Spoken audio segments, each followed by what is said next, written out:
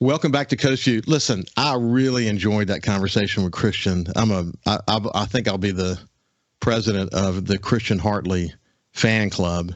I can't wait to have her back on Coast Vue. Just such a incredible person and just a wonderful role model, and someone that I would love to have continual conversations with about a number of different subjects. Now let's switch over to my friend Jeff Duncan from NOLA.com and the Times-Picayune. Man, is there some stuff to talk about. It's good to see you, my friend.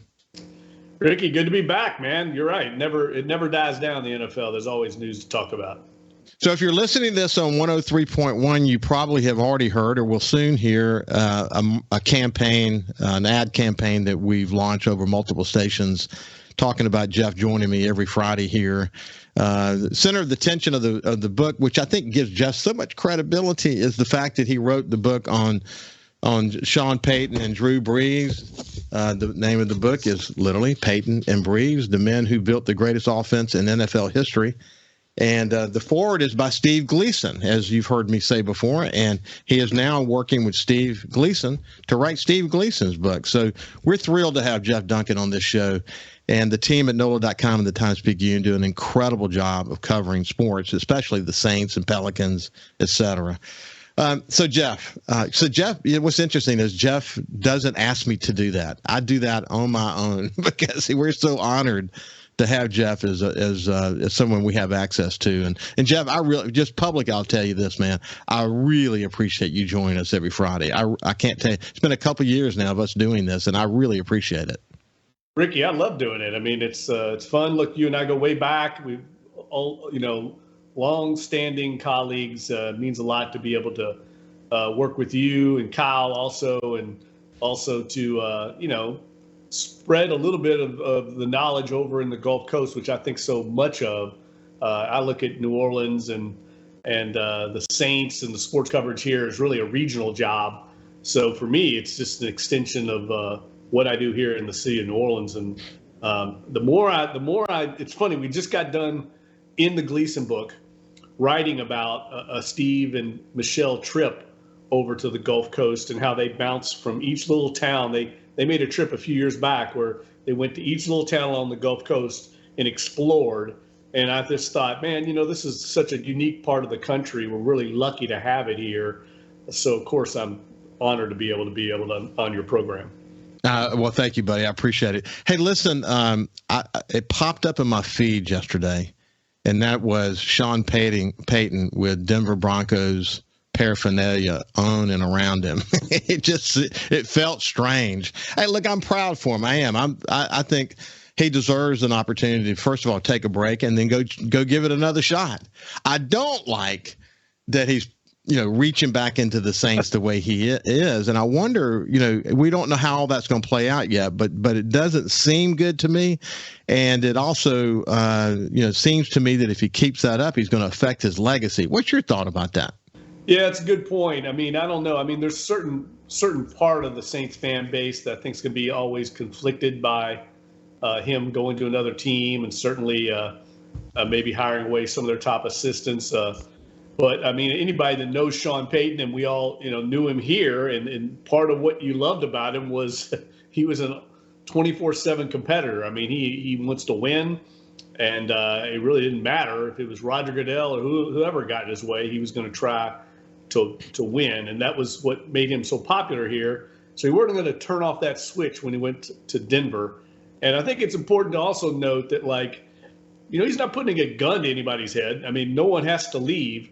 They are being offered jobs, most of them promotions for more money, a way to climb the ladder in the NFL, and no one says they have to leave. The Saints are working behind the scenes to try and keep coaches there. So I think, you got to read between the lines sometimes. It's not just Sean Payton pilfering people. Sometimes those coaches are reaching out to him behind closed doors, trying to get jobs. So, you have to look at it kind of with a broader spectrum, I think. Well, you and I have we've been through similar situation in our career, and it's a lot about culture. It's sometimes people, to build a strong company, you got to have a strong culture. And Sean Payton created a certain culture. it's going to be hard to just bring people in from the outside. If he was just surrounded by people who had no knowledge of the previous culture that he had built, it's going to be harder. By having more people in his inner circle within that team and the coaching staff who get his approach, then they can help teach others. And the culture is huge to him. I mean, you wrote greatly about that. Yeah, and you think about it, he's going to want people, acolytes that can spread the word, if you will, spread the gospel about what it's like to work under Sean Payton. So as many of those people as he can get, and a guy like Zach Strief, who was someone that Sean Payton plucked out of the broadcast booth and gave him his start in coaching, is going to be very loyal to Sean Payton, especially if he has an opportunity to get a promotion to be the head offensive line coach. I mean, that's a big job. That's one of the more important jobs on a team. And I think Zach Strief's a very ambitious guy. One day thinks of maybe being an offensive coordinator or even a head coach at the NFL level. Well, what better way to do it than to go there and be an offensive line coach under one of the great coaches in the league? So I can see both sides of this, and I can also understand why the Saints might not be happy about their former coach coming in and picking off some of their top assistants, especially Zach Strief, because he's extremely well thought of in the building. So they may be, we'll have to wait and see how this plays out, but they may be having conversation with Zach to say, well, here's what we're willing to do to keep you here, and the other thing, let's remind people real quick, there are some NFL rules that apply here. He just can't, run in and steal everybody and bring them over to lateral positions. Tell people about how that works. Well, it has to be a promotion and mainly in title. That's how the league works. They don't want teams robbing each other blindly for staff members. So the only way you can even get permission to interview a coach, like in this situation, is if they are interviewing for a promoted position. In other words, Zach Strief is the assistant offensive line coach for the Saints. He's being interviewed for the head offensive line coach. If Sean Payton was trying to get him to come over to be just the assistant offensive line coach, he wouldn't be able to even talk to him. So it has to be promotions. Quarterback coach to offensive coordinator. Correct. Did that shock you? Ronald Curry? No, Ronald Curry also was another Sean Payton guy, a guy that Payton had kind of, brought under his wing and taught a lot of offensive football to. And I know he thinks very highly. And the thing I'd say about Sean Payton, I mean, one of his strengths, I always felt like when he was here with the Saints, was the staffs he put together. He put a real premium on hiring good coaches and really worked hard at having a ready list of top coaches at every position. And Ronald Curry was one of those guys. I remember when he brought him in, of course, he was a terrific player and is extremely well thought of in the league. And he's a rising star. He's already interviewed with, I think, 3 or 4 teams for offensive coordinator positions.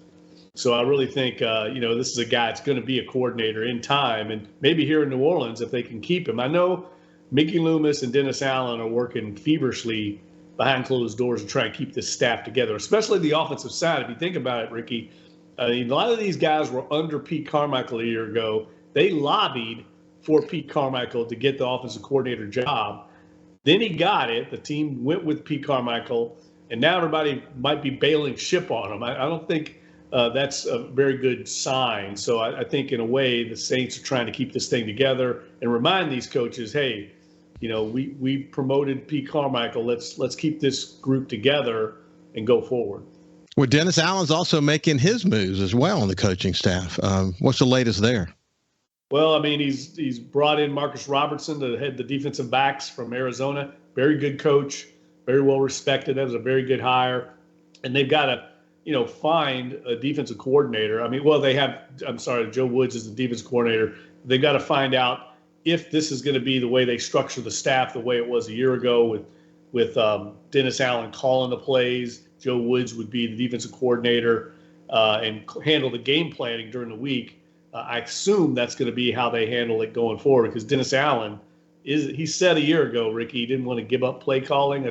He said it's kind of like giving up the baby if you don't want to do that. And so I think his relationship with Joe Woods going back a number of years certainly brings a familiarity to the position. But it's hard to hire good coaches in this league. It's difficult to do, especially when you're coming off a losing season. So he's had to scramble a little bit to fill his staff. Well. You said it. You said it more than once. Last year, early in the year, that folks like Derek Carr could come into play, and here we are. What's your thoughts about that? Yeah, it makes a lot of sense, right? This is an upgrade. I think if they sign Derek Carr, and I really think it's going to happen, they've got to get down to negotiating probably the terms of the deal and what the price will be. But this is a guy that Dennis Allen was a part of the front office that drafted him in Oakland when Dennis Allen was the coach there. So there's familiarity there. Derek Carr looking for a new start and comes into a ready-made team that already has a lot of really good players on it. Kind of makes sense for both sides. We'll talk actually more about that here in just a second when we continue the conversation with Jeff Duncan from NOLA.com and the Times-Picayune. We'll see you after this break. Welcome back to Coast Vue. We have my friend Jeff Duncan from NOLA.com and the Times-Picayune, and we're talking about the Saints. What a interesting thing to watch as Sean Payton does what he's doing and Dennis Allen does what he's doing, and the Saints organization fights to sort of keep some continuity on the team as they continue to hire new people and continue to think about what are the big plays they're going to make that's going to position the Saints to win next year. And when we went to break, we're talking about Derek Carr. It's been interesting. Derek Carr is an incredibly talented player, but they sort of just gave up on him. What is that, Derek Carr, or was it the organization? Have you been able to sort through that? No, it's a great question. I think it's a riddle that the Saints have to solve, and certainly they feel comfortable with it. They wouldn't be bringing him in for a free agent visit. Basically, that's what this is, free agent visit. I think it's going to be interesting to see if the Saints are willing to give up compensation right now. That's really the dilemma they have. Do you give up something for a player that more than likely is going to be released and you could get him for free on the open market, but then you got to compete for him. If you give up in a trade, a draft pick, you have that player.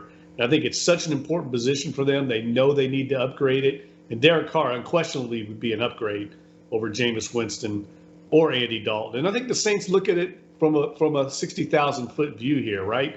The NFC South is wide open. Right now, who's the quarterback in Tampa Bay? We don't know who that quarterback's going to be. It could be Desmond Ridder in Atlanta, Marcus Mariota. We don't know if it's Sam Darnold in Carolina. None of those are Pro Bowl caliber quarterbacks. You have to feel like if you get Derek Carr in here, a guy that's been to 4 Pro Bowls in his career, was actually, I think, 3rd in the MVP race one year, certainly has better credentials, and it would give you a leg up on the competition. I think being bold and aggressive in this situation is a good move by the Saints. Now, I'm not sure why it didn't happen. To me, that's a red flag a little bit, Ricky. I mean, you bring a new coach in there, Josh McDaniels. Why it didn't work there, I don't know that they gave up on him so quickly, but they certainly didn't want to pay him that contract that's coming up down the pike. Boy, they really didn't. Hey, listen, I still have these flashbacks of the conversation that you and I had at the end of the season when you were sort of doing a review about where they are. Young players have emerged. What does that do to some of the stars? Does that put some of the stars in play for potential trade? And actually, one of the names that you mentioned was Marshawn Lattimore. You didn't say it was going to be traded. You just said one of the guys that could be in play is him. It's interesting. I saw a sports writer, a really respected sports writer in Denver, who said something like that could actually play out. You think the Saints are willing to give that much away? No, I'd be shocked if that happened. I mean, Marshawn Lattimore is arguably the best player on their defense right now. I'd be surprised if he moved. I think more likely it would be a lesser player, maybe a Michael Thomas. I mean, Michael Thomas right now, his situation, I think, is very much up in the air. They reworked his contract basically to give him the flexibility, he and his agent, to go out and seek a deal, see what the market is like. And if there's not really a market for him, he could conceivably come back here and they'd have to restructure his deal again. But I think someone like him could be in a trade just because of what I've seen happen with their contractual restructuring. Marshawn Lattimore would be, I think, cost prohibitive on the contract side. Yeah. They're not in any way flexible enough right now to take on more salary cap. So I think that would be cost prohibitive for them. But other players, there's guys like, Andres Pete, a veteran player that has a high cap number. that they're probably going to either release and move on from, but maybe they put him into a deal with a team like the Raiders to make it work for Derek Carr. It's going to be interesting to see how this plays out because, you and I have talked about this. When Michael Thomas was healthy, he did incredibly well. In those first few games last year, you just saw how aggressively dominating he was as a receiver. Great to see it. Of course, unfortunately, he gets hurt. I mean, it wasn't his fault. He got hurt. I mean, it's just one of those bad situations. But if he can come back healthy and he stays with the team, him combined with these young receivers who are emerging, these the tight ends who are emerging, a good offensive line, and someone like Derek Carr, that would be interesting to watch if Michael Thomas could stay healthy. Well, I think the key is going to be in this whole deal is he willing to come back at a reduced price? I mean, that's really what this comes down to. They're not going to rework his deal and give him what he had before because he has not produced for 3 years, has not met those salary expectations. They're going to ask him to take a haircut, if you will. And I don't know if Mike Thomas is going to be willing to do that. Maybe he is because maybe he's been humbled after 3 years and knows there's not a market out there for him. So I think this thing's way up in the air. There's a lot of uncertainty, but I don't think it's beyond the realm of possibility that he's back here next year, but it won't be at the salary he had before. And I think that's what it comes down to. Does he decide and bet on himself that I can go out, I know I'm going to get released by the Saints, I don't rework my deal, and I go to the open market and get a better deal? That's really, it comes down to what Mike Thomas thinks he can get. It's almost like a guy on a rookie contract who's got to go out and prove himself. And if he were to have a good year, he could really demand some big numbers in the market. But how much are people willing to risk on him at this point, given his track record over the last 3 years?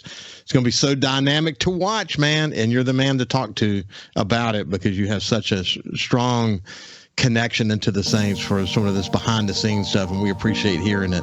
This has been Jeff Duncan from NOLA.com and the Times-Picayune. Have a great weekend, my friend, and we'll see you next week. Thanks, Ricky. We'll talk to you, buddy. You bet. Have a great weekend. We'll see you Monday.